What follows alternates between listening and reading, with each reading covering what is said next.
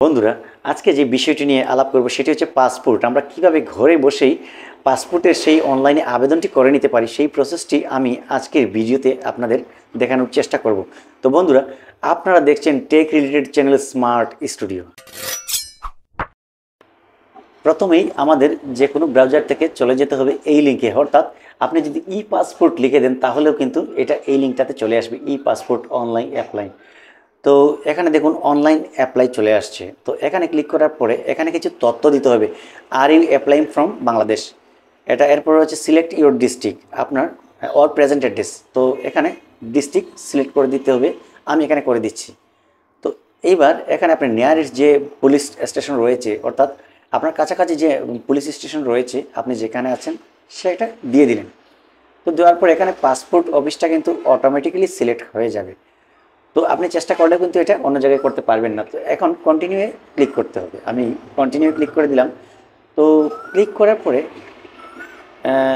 একটা ইমেল দিয়ে দিতে হবে, যে ইমেলটা আপনার ভেরিফিকেশন হবে। আমি একটা ইমেল দিয়ে দিচ্ছি। তো এখন ইমেল দেওয়ার পরে এখানে সিলেক্ট করে দিচ্ছি। তো এখানে আপনি কন্টিনিউ ক্লিক করে দিলাম, কন্টিনিউয়ে। তো এই ইমেল দেওয়ার পরে এখানে আপনার যে পাসপোর্টের যে ওয়েবসাইট সেটা লগ ইন করার জন্য এখানে একটা পাসওয়ার্ড সেট করতে হবে। তো এখানে মিনিমাম 6টা ডিজিট আপনাকে টাইপ করতে হবে, অর্থাৎ ছোটো বড় এবং সংখ্যা সব কিছু মিলিয়ে আপনি 6টা ডিজিট দিয়ে দিবেন। তো আমি পাসওয়ার্ড সিলেক্ট করে দিলাম। তো এখন রয়েছে ফুল নেম, আপনার এনআইডি কার্ড অনুযায়ী এখানে ফুল নেম, এখানে লেখার কিছু নেই। এই দুটো যখন লিখে দিবেন তখন অটোমেটিক্যালি এটা ফিল আপ হয়ে যাবে। তো এখন গিভেন নেম, এটা হচ্ছে অপশনাল হলেও যেটা হচ্ছে আপনার ফার্স্ট নেম দিয়ে দিবেন এনআইডি কার্ড অনুযায়ী, অর্থাৎ নামের প্রথম অংশ, এরপরে দিয়ে দিবেন নামের সেকেন্ড অংশ, অর্থাৎ গিভেন নেম এবং সারনেম দিয়ে দিতে হবে। তো তারপরে অটোমেটিক নিয়ে নিবে, এটা আপনাকে লেখা লাগবে না। তো এখন হচ্ছে ফোন নাম্বার, তো এটা ফোন নাম্বার দিতে হবে। তো আমি দিয়ে দিলাম।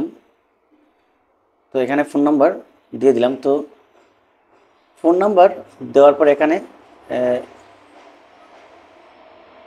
একটি ইমেল অ্যাড্রেস সিলেক্ট করতে হবে। তো এখানে ক্রিয়েট অ্যাকাউন্টে দিয়ে দিব। তো এখানে এই অ্যাকাউন্টটি ক্রিয়েট করার জন্য একটি ইমেল অ্যাড্রেসে একটি লিঙ্ক গিয়েছে। তো এখানে আপনি সেই লগ ইন করা সেই ইমেলটাতে যেতে হবে। তো ইমেলটাতে যাওয়ার পরে দেখুন এখানে আপনার সরাসরি ইনবক্সে নাও থাকতে পারেন। যদি ইনবক্সে না যায় তাহলে এখানে রয়েছে নিচের দিকে স্প্যাম থাকে, এখানে থাকবে। তো এখানে ইনবক্সে চলে আসছে। তো এখানে যে লিঙ্কটা দিয়েছি আমার ইনবক্সে, তো এখানে লিঙ্কে ক্লিক করে দিলাম। তো এখন অ্যাক্টিভ ই পাসপোর্ট, তো এখন অ্যাক্টিভ হয়ে গেছে। এখন সাইন ইন করতে হবে। তো সাইন ইন করতে হলে এখানে পাসওয়ার্ডটা দিতে হবে। তো আই এম নট হিউম্যান, এটা ক্লিক করে দিয়ে তো সাইন ইনে ক্লিক করতে হবে। হ্যাঁ, সাইন ইন করে নিলাম। তো সাইন ইন হয়ে গেছে। এখন apply for a new E passport, এটা ক্লিক করতে হবে। তো এখন আপনার পাসপোর্ট টাইপ, অর্থাৎ কী ধরনের পাসপোর্ট হবে, অফিসিয়াল পাসপোর্ট না অর্ডিনারি পাসপোর্ট। তো আমি অর্ডিনারি পাসপোর্ট দিয়ে সেভ অ্যান্ড কন্টিনিউ দিয়ে দিলাম। তো আপনি এখন নিজের জন্য অ্যাপ্লাই করছেন না অন্য কারোর জন্য অ্যাপ্লাই করছেন? যদি নিজের জন্য অ্যাপ্লাই করতে চান তাহলে আপনাকে অ্যাপ্লাই ফর মাইসেলফ এটাতে ক্লিক করতে হবে। তো অন্য কারো হলে এটা ক্লিক করতে হবে না, আমি এখানে ক্লিক করে দিলাম। তো এখানে সব ইনফরমেশন চলে আসছে। তো এখানে জেন্ডার সিলেক্ট করে দিতে হবে, আমি জেন্ডারটা সিলেক্ট করে নিলাম। এরপর রয়েছে আপনার প্রফেশন, রিলিজন, এগুলো সিলেক্ট করতে হবে। তো আমি প্রফেশনটা সিলেক্ট করে দিয়ে দিলাম। এবার রিলিজিয়নটাও সিলেক্ট করে দিয়ে দিলাম। তো এখন ফোন নাম্বার দেওয়া আছে। তো এখন ডিস্ট্রিক্ট দিতে হবে যেটা, তারপর ডেট অফ বার্থ দিতে হবে। তো আমি দুটো দিয়ে দিয়ে নিচে চলে যাব, জন্ম তারিখ এবং ডিস্ট্রিক্ট। তো এখন সিলেক্ট টাইপ অফ সিটিজেনশিপ, এটা দিয়ে দিলাম বাই বার্থ, অর্থাৎ জন্মসূত্রে আমি। তো এখন সেভ অ্যান্ড কন্টিনিউয়ে দিয়ে দিলাম। এখন আপনাকে অ্যাড্রেস দিতে হবে। এখন অ্যাড্রেসটা আমরা সম্পূর্ণ ফুলফিল করে দিয়ে দেব। ডিস্ট্রিক্ট দিতে হবে এখানে। তো এখানে হোম বা town, road, post office, postal code, police station, এগুলো দিতে হবে। আর যদি দুইটা সেম অ্যাড্রেস, দুইটা সেম যদি হয় তাহলে এখানে রাইট বাটনে ক্লিক করে দিয়ে দিবেন। এখানে টিকমার্ক করে দিলেই দুইটা হয়ে যাবে। তো আমার প্রেজেন্ট অ্যাড্রেস দেওয়া হয়ে গেছে। তো পার্মানেন্ট অ্যাড্রেস আমার যেহেতু সেম, তাহলে আমি এখানে টিকমার্ক করে দিব। তো এরপর সেভ অ্যান্ড কন্টিনিউ এখানে ক্লিক করে দিব। তো এখানে আপনার পাসপোর্টের ইনফরমেশনগুলো যদি এমআরপি পাসপোর্ট হয়ে থাকে তাহলে আপনি ই পাসপোর্ট, এমআরপি হলে এমআরপি সিলেক্ট করে দিয়ে দিবেন। তো আমি নো দিয়ে রাখলাম। তো নিচের দিকে চলে আসবেন, নিচের দিকে লেখা আছে আপনি হচ্ছে এখানে আপনার অন্য দেশের কোনো পাসপোর্ট আছে কিনা এখানে আপনি নো দিয়ে দিবেন। তো একটু নিচে চলে আসবেন। নিচে আসার পরে এখানে এখানে একটা হচ্ছে ন্যাশনাল আইডি কার্ড, একটা হচ্ছে জন্ম সনদের নাম্বার। তো আমি ন্যাশনাল আইডি কার্ডের নাম্বারটা দিয়ে দেব। দিয়ে দেওয়ার পরে এখানে আমি সেভ অ্যান্ড কন্টিনিউ দিয়ে দেব। তো এখানে হচ্ছে প্যারেন্টাল ইনফরমেশন, অর্থাৎ এখানে আপনার বাবার ইনফরমেশন, মায়ের ইনফরমেশন অর্থাৎ পিতামাতার ইনফরমেশন আপনাকে দিতে হবে। তো তারপরে যদি গ্র্যাজুয়েশন কমপ্লিট করেন তাহলে এটা দিতে হবে, দিয়ে নেক্সটে যেতে হবে। তো আমি পিতার নাম দিয়ে দিচ্ছি, প্রফেশন, ন্যাশনালিটি। তো এরপরে রয়েছে ন্যাশনাল আইডি কার্ড, যদি দিতে চান তাহলে দিবেন, না হলে দিবেন না, এটা আপনার ব্যক্তিগত বিষয়। তো এখন মাদার ইনফরমেশন হচ্ছে এখানেও সেম, আমি মায়ের নাম, ন্যাশনাল আইডি কার্ড, এগুলো যদি ন্যাশনাল আইডি ইচ্ছা হয় তাহলে দিয়ে দিবেন, না হলে নেই। তো আমি সব কিছু দিয়ে সেভ অ্যান্ড কন্টিনিউ দিয়ে দিলাম। তো এখন রয়েছে স্পাউস ইনফরমেশন, যদি আপনি বিবাহিত হয়ে থাকেন তাহলে লাগবে, আর যদি বিবাহিত না হয়ে থাকেন তাহলে এটা লাগবে না। এখানে বিবাহিত না হয়ে থাকলে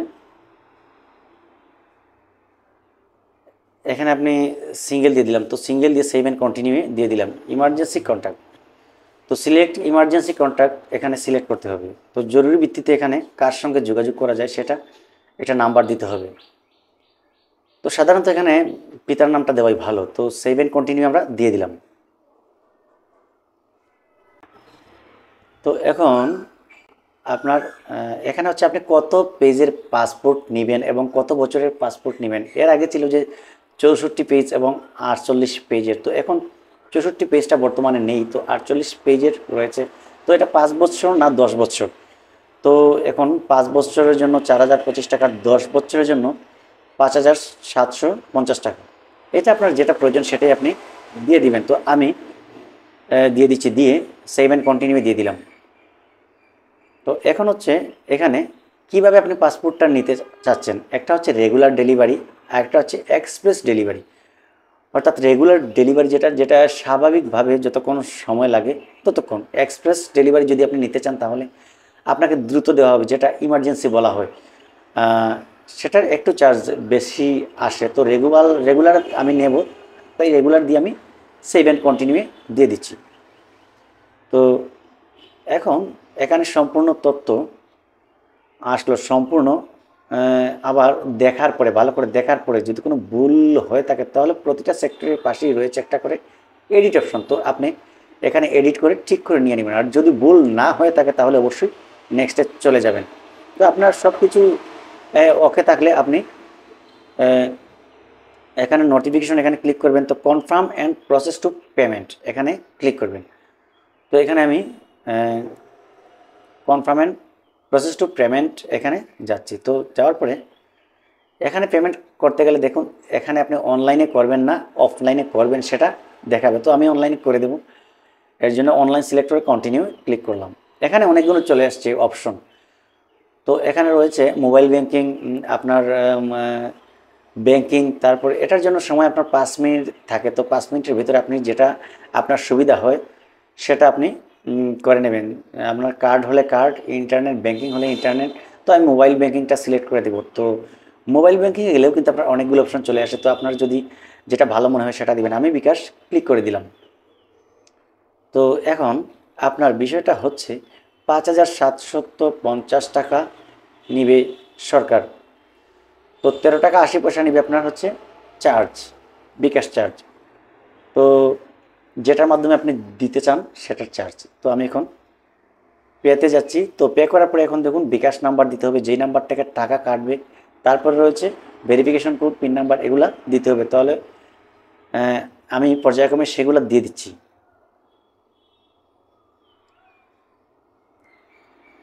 তো এটা দিয়ে দেওয়ার পরে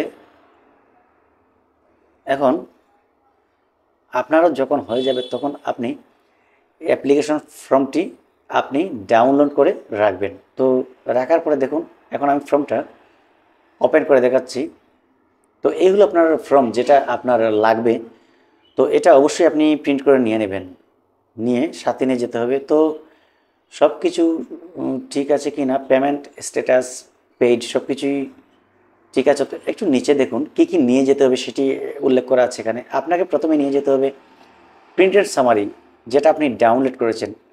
এনআইডি কার্ড আপনাকে অরিজিনালটা নিয়ে যেতে হবে। তারপর এখন একটা স্লিপ বের করা হয়নি, যেটা রয়েছে পেমেন্ট স্লিপ। তো এখন গভর্নমেন্ট অ্যাডিশনাল ডকুমেন্ট যেগুলা আপনার যে অ্যাপ্লিকেশনে যেটা আপনি করেছেন পেশা, সেটা আপনার একটা ডকুমেন্ট লাগবে। যেহেতু আমি স্টুডেন্ট দিয়েছি, তো সেই স্টুডেন্টের একটা সার্টিফিকেট নিয়ে যাবো, স্কুল সার্টিফিকেট। তো এখন আপনাকে পেমেন্ট স্লিপ বের করার যে বিষয়টা সেটা হচ্ছে পাসপোর্ট পেজ। এখানে একটা ক্লিক করেন। তো এখানে দেখাচ্ছে পেমেন্ট মেথডগুলো, এখানে ক্লিক হেয়ারে আপনি ক্লিক করবেন। তো আপনি যেটা ইচ্ছা ক্লিক করবেন। তো এখানে দেখুন পাসপোর্ট অ্যাপ্লিকেশন আইডি সেটা আপনাকে দিতে হবে। এখন পাসপোর্ট অ্যাপ্লিকেশন আইডিটা কোথায় পাবেন, সেটা হচ্ছে আপনার এখানে মোবাইল নাম্বারটা দিলেও হবে। তো আমি দিলাম পাসপোর্ট। তো এটা পাসপোর্ট অ্যাপ্লিকেশন আইডি যেটা রয়েছে সেটা হচ্ছে অনলাইন রেজিস্ট্রেশন আইডি যেটা রয়েছে সেটা দিলেই আপনার হয়ে যাবে। তো এটা আমি দিয়ে দিচ্ছি। তো এখন দেখুন এটা সাকসেস হয়ে গেছে। তো এটা আমি এখানে ভিউ করলাম পেমেন্ট রসিদটা। এটা আপনাকে এখন ডাউনলোড করে নিতে হবে অথবা প্রিন্ট করে নিতে হবে। তো এটা ওপেন করে নিলাম। এটা হচ্ছে পেমেন্টের চালানটা, এটা আপনাকে সাথে নিয়ে যেতে হবে। এটা হচ্ছে আপনার পেমেন্টের রসিদ। তো বন্ধুরা, যদি মনে করেন ভিডিওটা দেখে কোনো কিছু শিখেছেন, তাহলে অবশ্যই চ্যানেলটি সাবস্ক্রাইব করে দিবেন এবং লাইক কমেন্ট শেয়ার করতে ভুলবেন না। ধন্যবাদ বন্ধু।